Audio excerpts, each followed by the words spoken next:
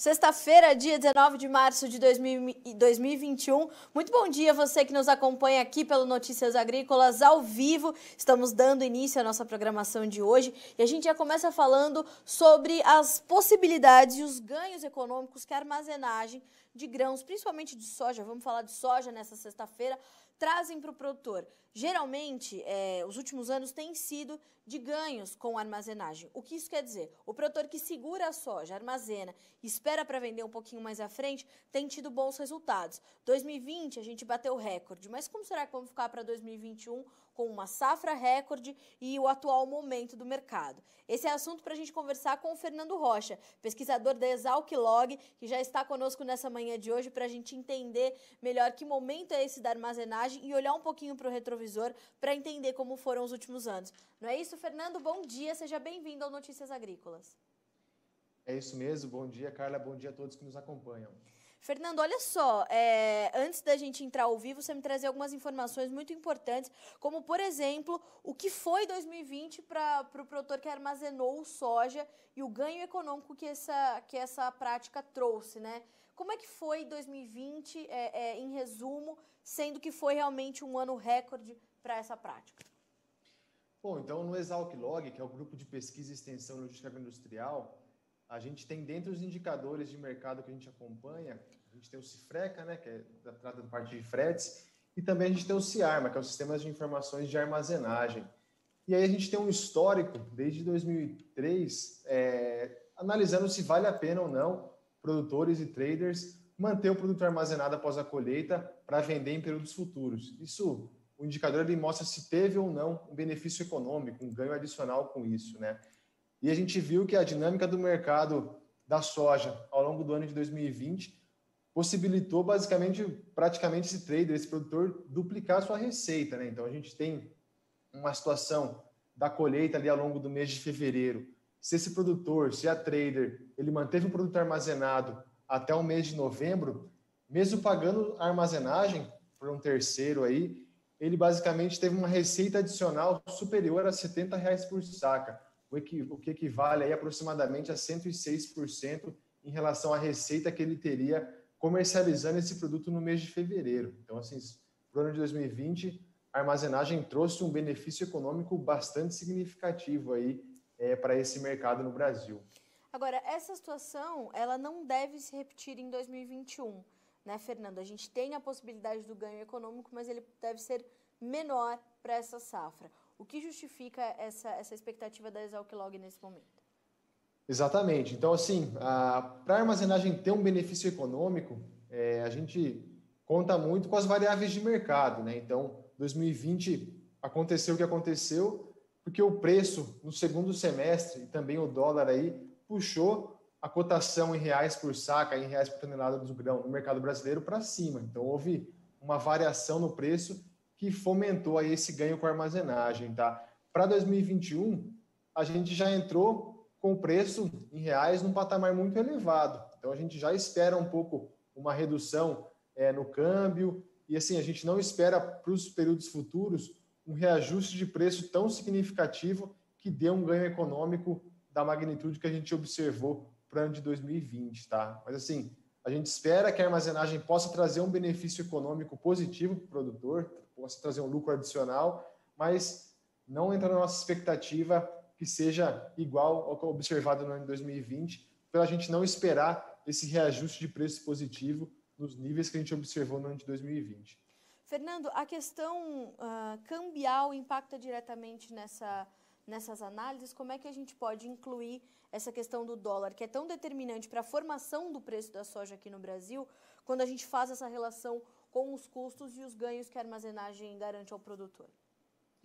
Esse indicador do Ciarma, ele contempla basicamente o preço no mercado internacional, o frete, né, os gastos aí com transporte, o custo de capital, então se vale a pena ou não manter armazenado, a gente coloca um custo em cima disso também, os custos de armazenagem e também a cotação do dólar, né? Então, o dólar ele influencia diretamente, aí, como você mesmo disse, na formação do preço no mercado brasileiro, aqui no mercado doméstico, né?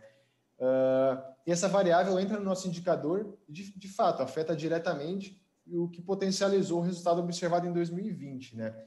e a gente entrou de novo em 2021, tanto com o preço da soja quanto com o dólar no patamar alto. Ontem mesmo a gente teve a redução da taxa, o aumento, né, da taxa de juros, da taxa básica da economia, a taxa Selic, e são esperados novos aumentos ao longo desse ano de 2021, e esse é um exemplo de política monetária que tende a reduzir um pouco a cotação do dólar aí, né? Então tende a valorizar um pouco mais o real aí frente à moeda americana, e ou seja, a gente espera uma influência menor do dólar na formação de preços elevados aí da soja no mercado brasileiro. Então, com certeza, é uma variável para a gente se atentar, é uma variável que compõe esse indicador se vale a pena ou não utilizar a armazenagem como estratégia comercial. Fernando, os custos de armazenagem para o produtor esse ano deverão ser mais altos? As despesas com essa prática devem ser mais altas por conta, talvez, de uma demanda maior em função de termos aí uma safra recorde para o Brasil esse ano? Então, no Exalc Log, a gente acompanha tanto os custos de transporte, né, os fretes, aí, o preço do transporte no mercado brasileiro, para soja, para outros produtos agrícolas, e também os preços de armazenagem, né?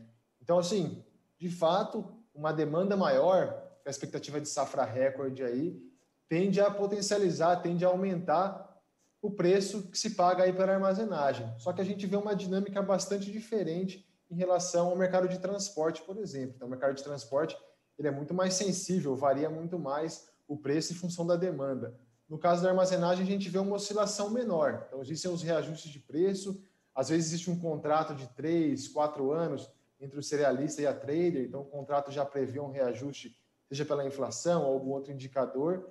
Mas, assim, a gente observa uma tendência de aumento na pressão aí para subir um pouco mais os preços de armazenagem, nesse ano de safra recorde pela expectativa, mas não muito com a dinâmica que a gente vê de reajustes em relação ao os preços praticados no mercado de transporte de cargas agrícolas, né?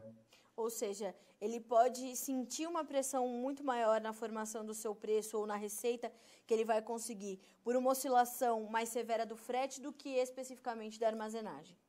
Exatamente, exatamente. Tá. Então a gente vê nos períodos de colheita, logo após a colheita, o mercado de frete ainda está aquecido, os preços estão sendo negociados aí no patamar mais alto, e aí, ao longo do segundo semestre, um pouco antes da safrinha ali, o mercado de frete já desceu, o patamar do nível do preço no mercado está menor, e aí você vê que isso traz um ganho também para quem armazenou. Além de pegar um preço um pouco maior no mercado, ele pega um custo para o escoamento da produção menor, e essa receita a receita adicional com o uso da armazenagem tende a ser favorável também. Certo.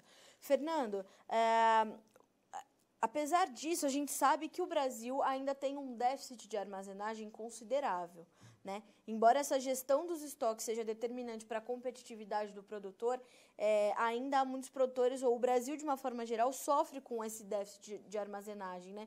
Como é que isso está caminhando, né? Como é que vocês fazem essa análise desse volume que o Brasil consegue armazenar e o que a gente ainda precisa melhorar para continuar armazenando mais e o produtor poder aproveitar as melhores janelas de mercado?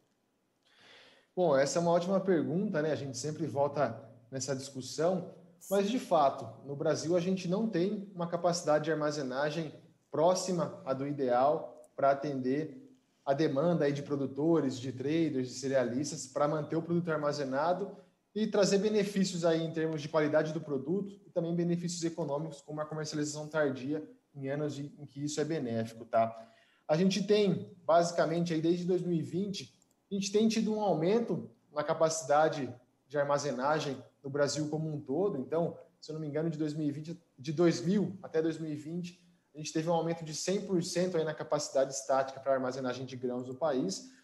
Porém, a dinâmica de crescimento da produção de grãos, principalmente soja e milho, é muito superior à dinâmica de crescimento da capacidade estática para o armazenamento dessa produção, né? Então, a gente pode ver que hoje, em números médios aí, nos estados do Maranhão, Piauí, Tocantins e Bahia, a armazenagem de grãos, a capacidade de armazenagem cresceu desde 2000 até 2021. Segundo as estatísticas oficiais, cresceu em torno de 200%. Então, é um aumento significativo em termos de capacidade de armazenamento da produção de grãos.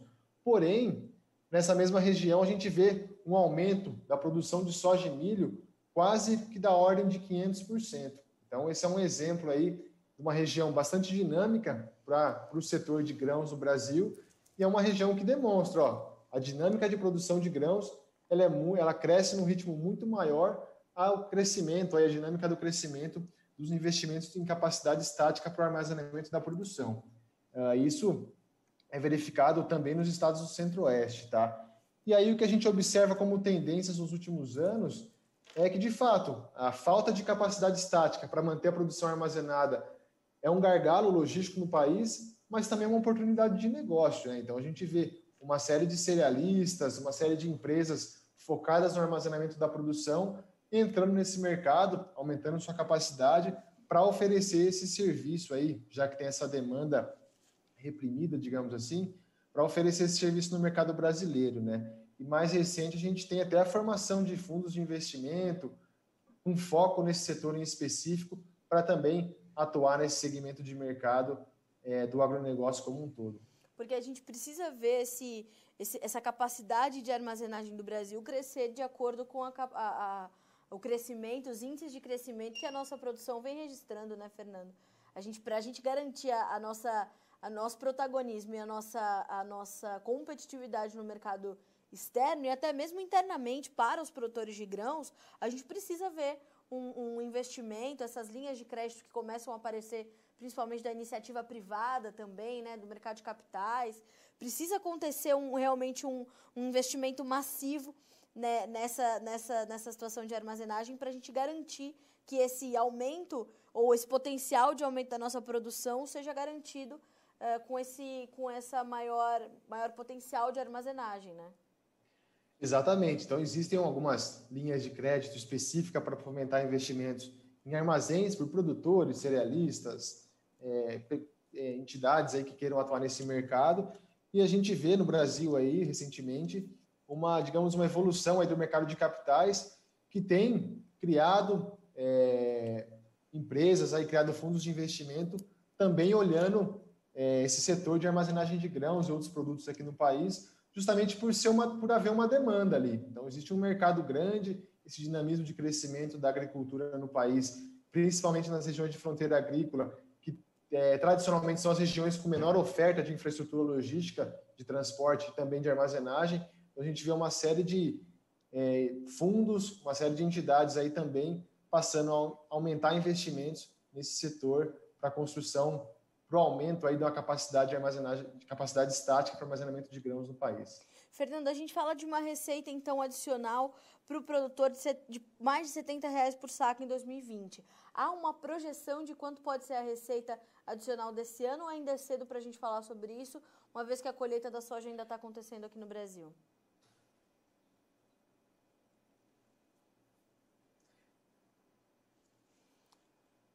Acho que Fernando, você me ouve? Eu perdi um pouquinho, mas eu te ouvi, sim. Ah, então tá bom. Você está me ouvindo? Tô, agora tô. Beleza, caiu um pouquinho, mas vamos lá. Então, no Exalc Log, a gente tem uma série de estudos que tentam prever um pouco aí como que vai ser o cenário nos próximos meses. Né? Então, a gente tem um grande estudo para tentar prever os valores de frete das principais rotas aí, corredores de transporte no país, e a gente, de uma forma ou de outra, tenta prever aí como que vai ser a armazenagem em função das expectativas em relação aos preços futuros de frete, ao preço no mercado e ao dólar, né? É muito difícil prever o preço da soja e o dólar, então a gente tem uma incerteza em relação a isso, mas, de novo, a gente não espera que 2021 seja igual ou pelo menos próximo a 2020. 2020 fugiu a regra aí, trouxe um benefício muito significativo em função do dinamismo do mercado, mas, de novo, a gente tem um histórico de acompanhamento desse indicador do Ciarma desde 2003. E, assim, anos bons, em anos em que a armazenagem trouxe um benefício ótimo, um benefício significativo, os produtores eles ganhavam aí em torno de 10, 15 reais por saca, a mais com o uso da armazenagem, já pagando aí os custos de armazenagem, de transporte, custo de capital, tá? Então, esses são anos que a armazenagem trouxe benefício econômico bom, significativo aí no histórico, né?